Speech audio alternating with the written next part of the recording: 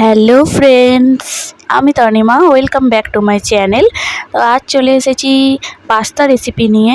খুব সহজেই কিভাবে পাস্তা বানানো যায় সেটাই তোমাদের সাথে শেয়ার করব। তো দেখো, আমি এখানে বেশ কিছুটা পাস্তা নিয়ে নিয়েছি। তো এটাকে আমি ভালো করে জলে ধুয়ে নিয়েছি। তো এবারে এদিকে দেখো, কড়াইতে আমি তেল গরম করতে দিয়েছি। এর মধ্যে আমি পাস্তাগুলোকে দিয়ে দেব।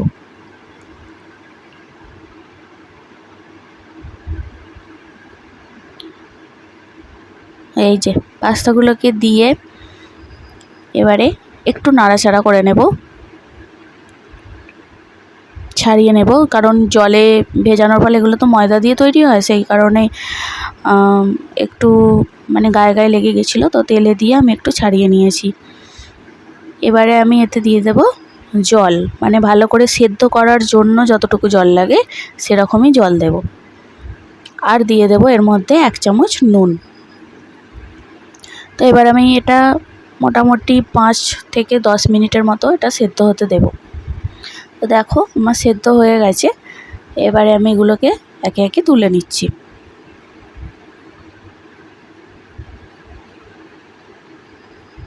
আবার কড়াইতে আমি কিছুটা তেল দিয়েছি, দিয়ে আমি এখানে 3টে ডিম নিয়ে নিয়েছি। এর মধ্যে সামান্য পরিমাণ নুন অ্যাড করেছি। এবার ডিমটাকে আমি ভুজিয়া আকারে ভেজে নেব।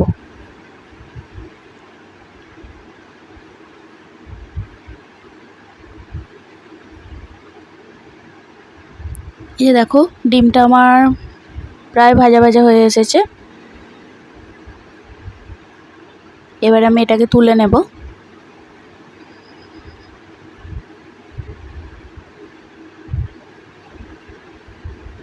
আবার এতে সামান্য পরিমাণ তেল অ্যাড করব, করে এর মধ্যে দিয়ে দেব পেঁয়াজ কুচি,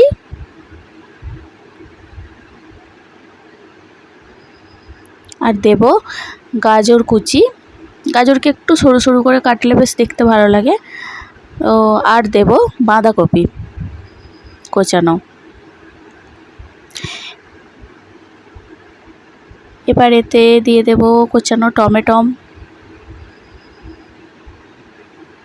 আমি এই সব সবজিগুলোকে একটু আগে থেকে নুন মাখিয়ে রেখে দিয়েছিলাম।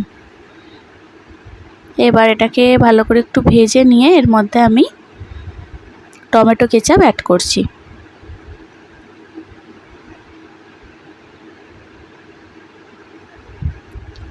এই যে আমার দেখো, এটা মিক্সড হয়ে গেছে। এবার এর মধ্যে আমি সেদ্ধ করে রাখা পাস্তাটা দিয়ে দেব।